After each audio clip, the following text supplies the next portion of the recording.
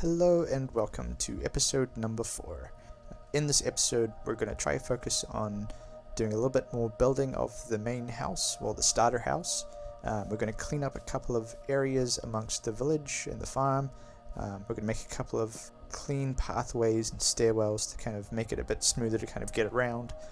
We'll get into a couple of stories and some questions. Without further ado, let's dive right in. First off, before I get into it, let me just say it is just one of those days where it's just raining outside, it's really windy, and I could not appreciate being inside more than like any other day than today, because it is just awful out there. You might be able to hear like the wind and the rain in the background. Maybe you can, maybe you can't, but I'm just kind of all nice and comfortable. I'm kind of just lying in my bed. I'm feeling all cozy, just trying to keep myself nice and cozy and warm. It's one of those days where you just want to curl up and just have like a nice hot beverage and just kind of sip away on that and just relax.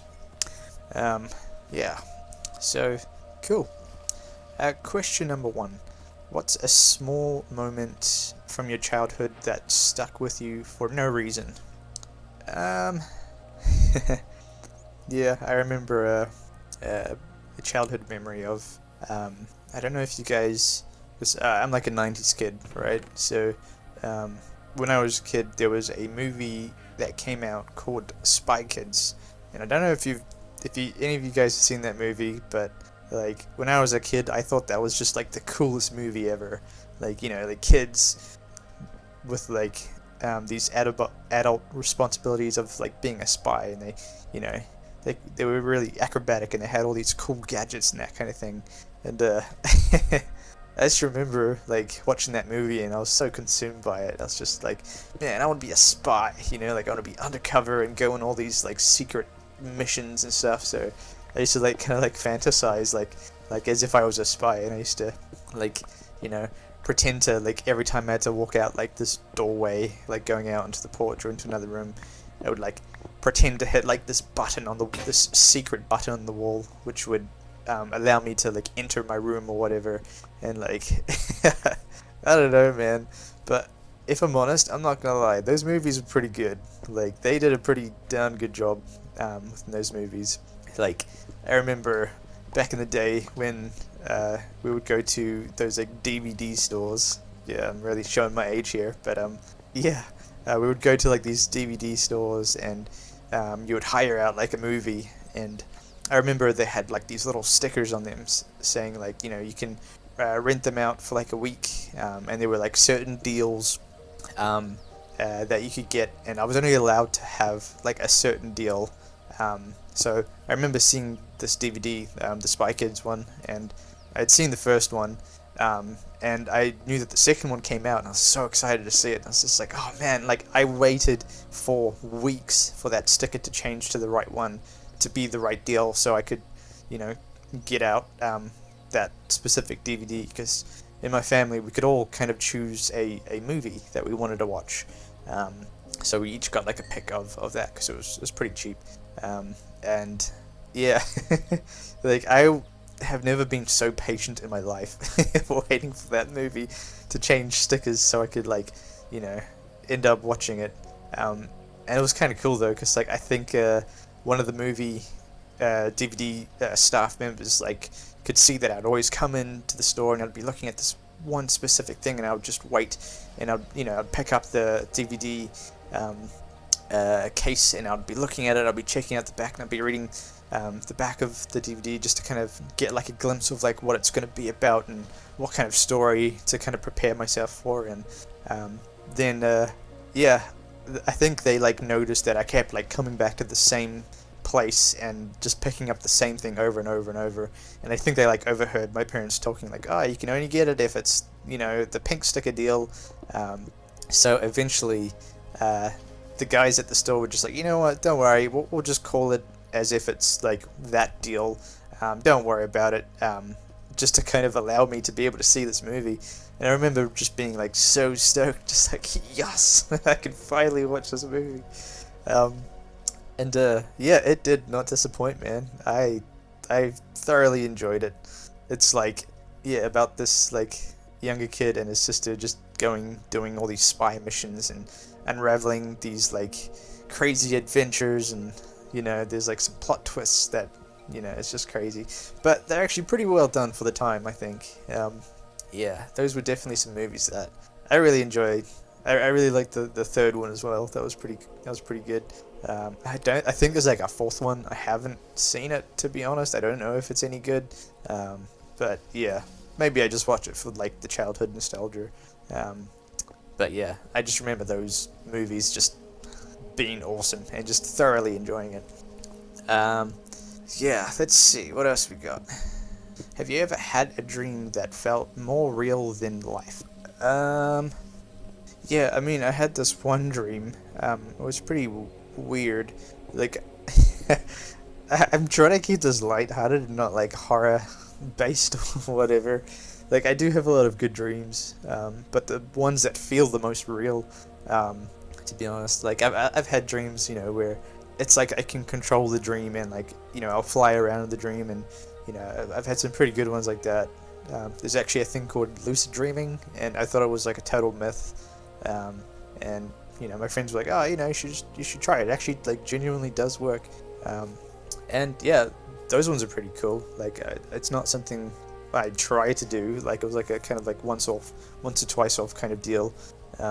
But one that just feels very real was not in terms of like lucid dreaming or whatever, but this one was kind of like a little bit of a nightmare. And I remember it was I don't know why I keep having like nightmares at night sometimes, but it just happens sometimes, But anyway, so just to kind of set up the situation for context purposes.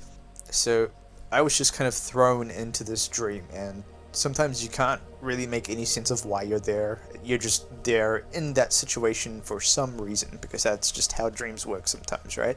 So there I am. I'm actually standing in this like giant tunnel. It's like this giant kind of like metal tunnel. It feels like it's underground, and it's quite dark. And then there's this like really subtle like glowing lights coming from the top, so I can still kind of see where I'm going. But I remember I would walk through the tunnel, and the tunnel would end up splitting into like 2 lanes, and then it would turn into like 3 different lanes. And I realized like I was in this maze of just tunnels, like metal tunnels. And I remember hearing like in my dream like a noise coming from behind me in the distance, and it was kind of like a groggly like echoing of a sound of like some kind of creature in the distance behind me.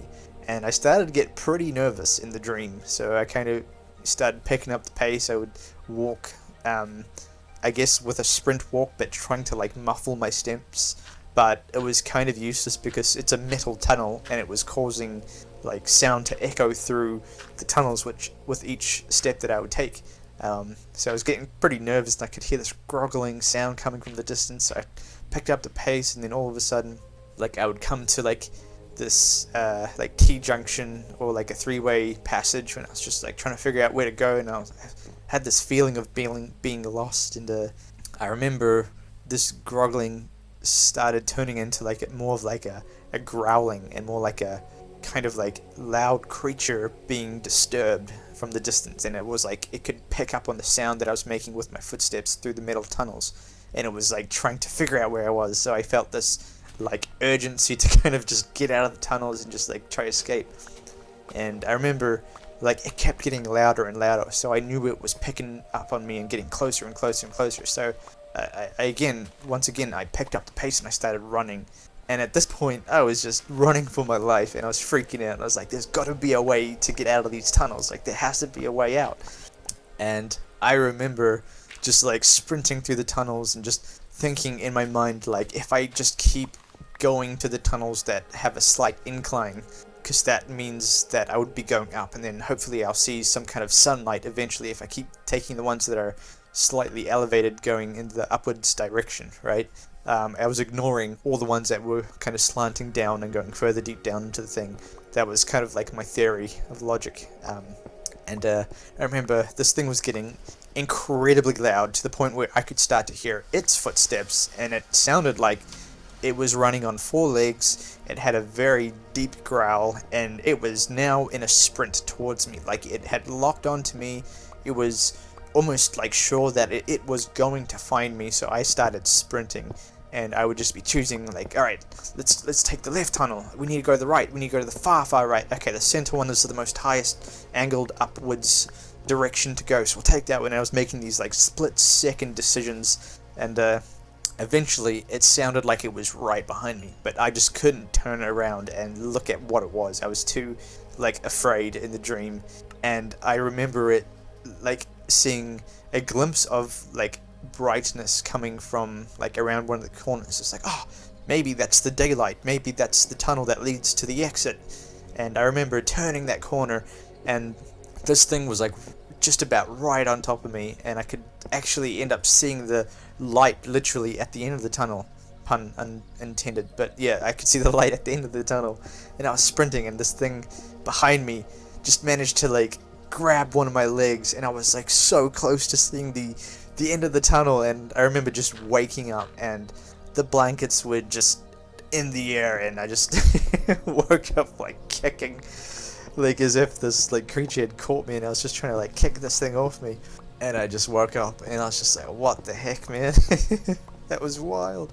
But yeah, to answer the question, it felt pretty real to me. Like, it just felt too real, to the point where, I don't know, it's weird how dreams can make you remember these vivid things. And, like, I remember feeling a certain feeling while I was in the tunnels, and, you know, feeling the, like, I can make it, you know, I'm nearly there kind of thing, like, the freedom is literally right there and I can escape.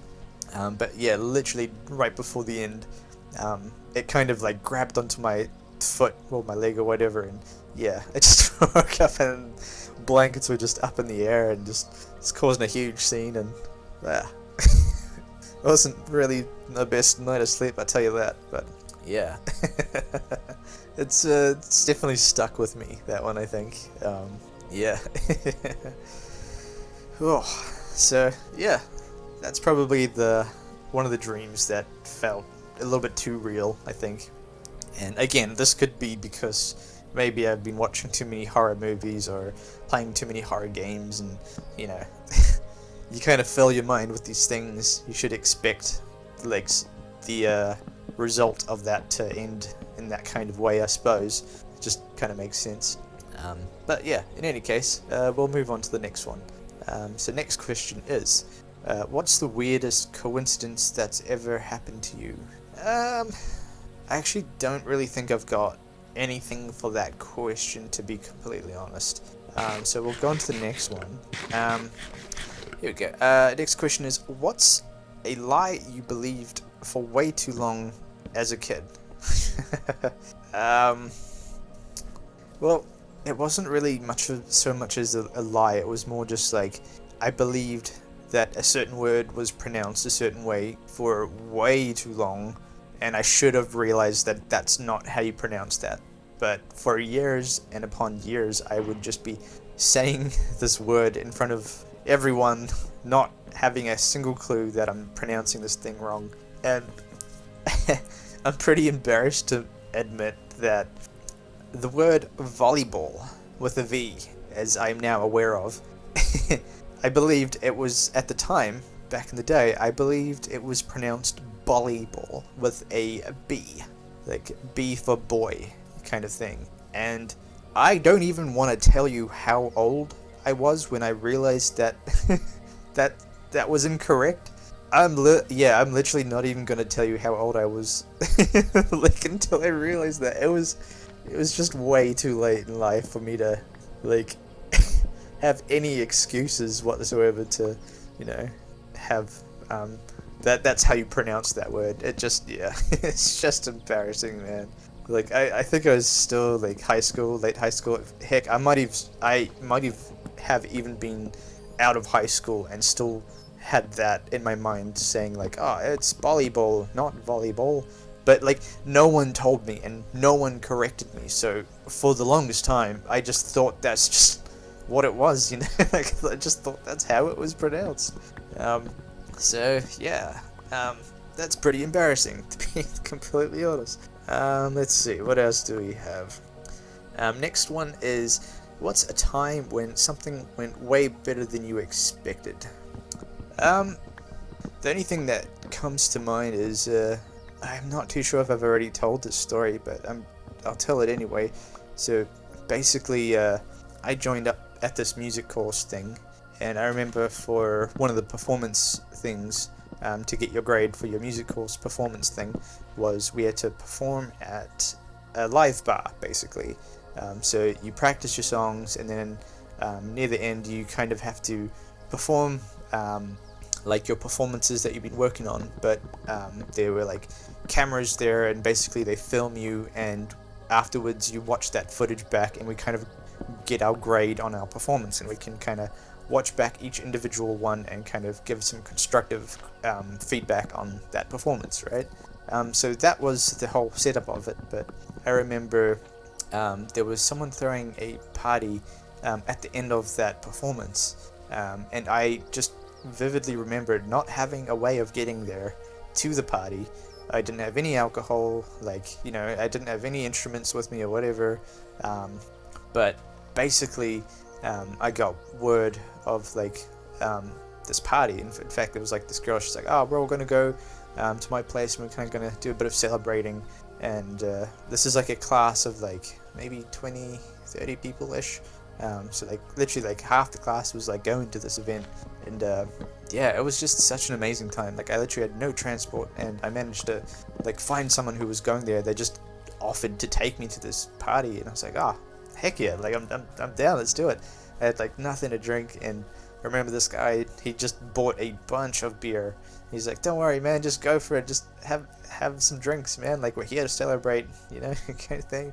And it was just an amazing time. Like I just remember at the end of the night, there was like music playing, and we were all just kind of hanging out and socializing, and just knocking back a couple of drinks. But something I think I'll never forget to this day, it was just such a beautiful moment. I remember there's like a bunch of us in the lounge, and obviously there's not really a lot of places to sleep, but they put down as many mattresses and pillows and everything down as much as they could. I just remember we ended up falling asleep, just scattered in the lounge, and because this is like a room full of like musicians, there were a couple of guitarists, and there were a couple of like singers. Like everyone's musically just very talented, because that's why they are doing the course. They want to progress with their music career or whatever. And I remember we just ended up falling asleep to like these two guitarists just playing some really chill music. Like there was one person just playing like some rhythm and doing some like real just calm like lo-fi kind of chords, and then there was another guitarist just kind of like doing some like solo-y harmony things over it, and we were all just kind of just like lying down at the end of the night, just looking up into the ceiling and just like falling asleep to like this personalized like playlist that is being live performed to us. It's just so good, man. It was a really, really good time. I really miss those people, man. Great bunch of people. Just super amazing people there. And then we actually had a class the next day after that, and I think that they literally had to start the class late because half the class, well, like most of the class went to this party, and we were all hungover and just trying to find a way to get back to class the next morning, and they just had no one in the class, so they ended up having to start the class a little bit later just because we all showed up just like hungover and just like late and stuff. And I think we had to watch a couple of our performances afterwards, but man, there were so many things that happened that night, but it was just a really good time. It's just, being surrounded by so many like talented people, like I don't know, that's one thing. Like even though you might practice your instrument for so long, like seeing and listening to these other musicians is just like, wow, I am nothing compared to these other people. Like they're just so insanely good. And it kind of was a bit of a reality check for me. It's like, maybe I'm not as good as what I thought. But no, it was just an amazing night, really. Let's see, what else do we have? Next one is, I think I've mentioned that one before. What's a smell that instantly takes you back to a memory? Yeah. See, I think smell has definitely a way to kind of trigger a certain kind of memory that you have, whether it's freshly cut grass or whatever. For me, I remember in South Africa, the petrol just kind of smelt slightly different to how it smells in New Zealand. Not saying that like I'm going out of my way to smell petrol. Like it's just, I have other priorities in life, okay? But I couldn't help but notice like there are certain smells in South Africa that are just slightly different to how they are here, and petrol I think is definitely has a very unique smell. For some reason it just smells very different in South Africa for some reason. Maybe it was a specific petrol station, I don't know, I can't tell you.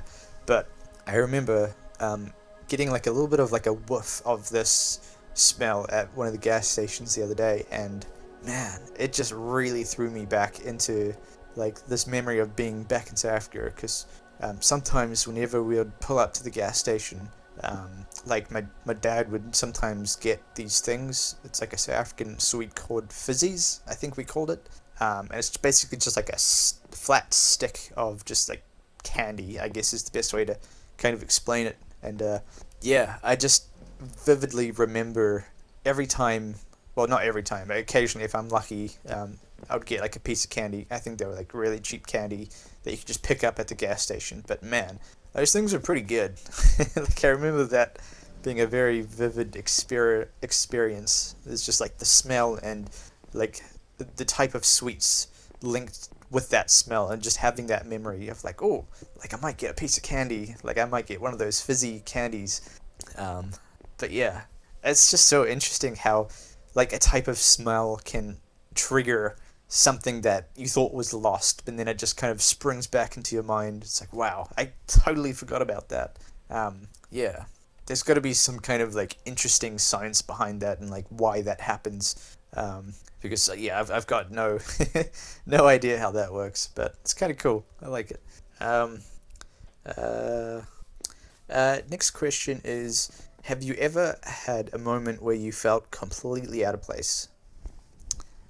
Yes, many times. A little too often than I would like. But yeah, just for the sake of information, to kind of set this up, I am, once again, I think I've mentioned this before, I am very much an introverted person. I like to stay at home, like, pretty much as I can. It's my safe place, it's my comfort zone. This is the place where I go to recharge and relax. That's just the way I am, right? But I remember, you know, I had a few different types of like extroverted friends who would always want to go out and do all these crazy things, and you know, me being their friend, and I kind of wanted to go along for the adventure. I'd be like, yeah, sure, let's just do it, you know. I mean, sometimes that would put me in some bad situations. Like sometimes I would literally just be walking around the streets like at night with my friends because we just didn't know what to do, and you know, yeah. So I don't know. I just wanted to go along for the adventure and the experiences. Sometimes we just hang out, and we managed to sneak like a drink of alcohol when we weren't really allowed to be drinking. So we would like find a really secret place and we'd just kind of get a little bit drunk and have some laughs and whatnot. But I think one of the places that I would end up feeling pretty uncomfortable would be like nightclubs and like, I don't know, just really loud music and lots of people, and you know, like a lot of people are just there to go like pick up women and like find someone, and like that's totally fine if that's your thing. If you want to do that, like go for it, man. I encourage it, if anything. But I don't know, I just don't feel particularly very comfortable in those kind of environments, just because I just feel so out of place, man. Like if there's anywhere where I feel like I don't belong, like that's kind of the space for me to feel that way in that kind of environment. Just because like sometimes it's just like a song that's blasting that I just really don't like, you know, like it's not my kind of vibe, it's not my jam, and everyone's dancing, having a great time, and don't get me wrong, like I'll try break out some moves and just kind of put my dancing shoes on for the moment, like if I go out. I've definitely been there where I'll just, you know, I'll tend to drink like way too much and then just think to myself that, you know what, screw it, let's just go a bit wild. But sometimes it's just, I just don't feel it, you know? I just don't really, like, and that's the thing, like, the drinks are just really expensive. It's like, I could be saving money, or, you know, like if I'm, if I'm gonna drink, I could buy a drink for like half the price just from like a liquor store. So I don't know. And yeah, and then you have to like pay to get in. It's just I don't know. It just feels like a bit of a waste of money for me because it's not something that I necessarily go out of my way to enjoy. Like I can enjoy that situation, but I have to be in a very specific kind of like mood to be able to enjoy myself in that environment. Because I've definitely been to parties where I've kind of forced myself to go to the party because it's like, you know, like this would be a good place just to kind of like meet people and just have a laugh with random strangers and just enjoy the night and whatnot. But I've definitely been in that position where I'm just so socially drained already, and like I'm trying to force myself to like go to this thing and interact with people, but I just don't feel it. Like I think I was feeling like a little bit sick as well when I went to this one party, and I just, you know, ended up sitting there just not really enjoying it and not really wanting to chat to anyone just because I just wasn't feeling it, you know? So, I mean, there's plenty of times where I've definitely felt out of place, for sure.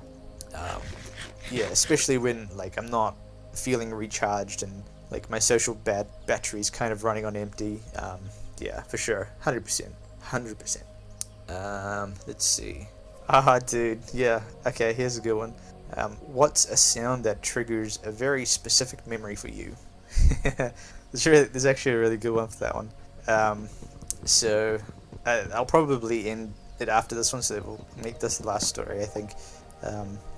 But in any case, so the question is, what is a sound that triggers a very specific memory for you?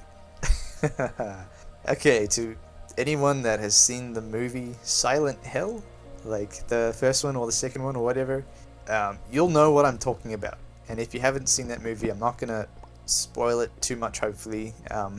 But there is a specific sound that goes off. It's basically like one of those war sirens where it kind of has like a very long, droning kind of sound where it kind of increases in pitch very slightly and then it goes back down. Yeah, I think hopefully you understand what I'm trying to say. I don't want to make the sound, but I'm trying to avoid doing it. Screw it. It's kind of like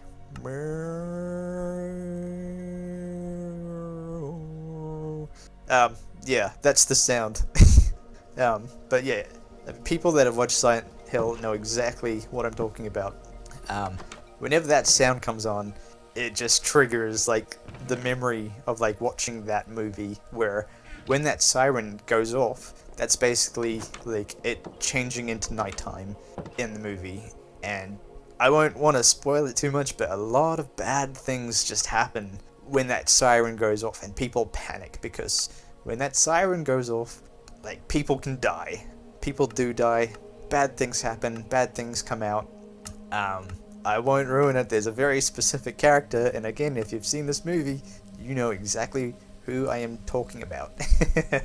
But yeah, I don't know. I think that siren sound has just become iconic, and whenever I hear that, it literally just sends like this chill down my spine. But yeah, anyway, yeah, I think we'll probably wrap it up over there. Yeah, I guess if you've made it this far, I just want to say, again, thank you for making it this far, and thanks to all the people subscribing. It's just been awesome to see people actually kind of like subscribe to this kind of content. I just want to say I hope you're having a good day. Hopefully I could make your day a little bit better, and yeah, hopefully see you in the next episode. Cheers.